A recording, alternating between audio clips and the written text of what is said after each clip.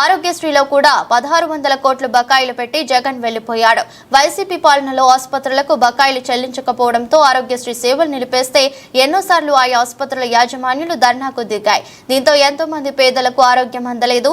YCP నేతలు చేసిన ఆర్థిక అవకతవకల మూలంగా రాష్ట్రాన్ని ఆర్థికంగా కుదేలు చేయడం వలన ఆఖరికి భోజనాలు సరఫరా చేసే వారికి కూడా బిల్లులు ఇవ్వలేని దుస్థితి ఉంది.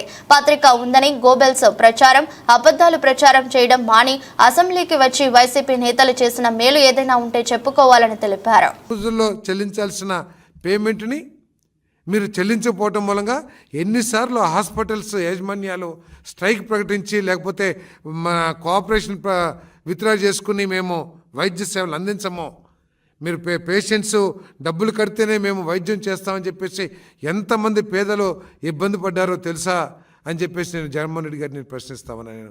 మీరు చేసిన ఆర్థిక అవకతవకల మూలంగా ఈ రాష్ట్రాన్ని ఆర్థికంగా కుదేలు చేయటం మూలంగా మీరు లక్షల కోట్ల రూపాయలు కాంట్రాక్టర్లకు కానివ్వండి, హాస్పిటల్కి కానివ్వండి, ఆఖరికి భోజనాలు సప్లై చేసిన వాళ్ళకు కూడా మీరు బిల్లులు ఇవ్వలేని దుస్థితిలో ఈ రాష్ట్రాన్ని ముంచిన విషయం వాస్తవం కాదా అని చెప్పేసి అడుగుతామని నేను.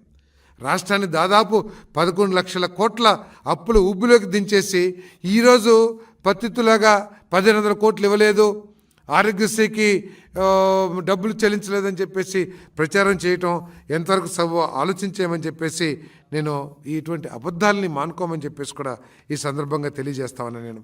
టీడీపీ తెలుగుదేశం పార్టీ చంద్రబాబు నాయుడు గారు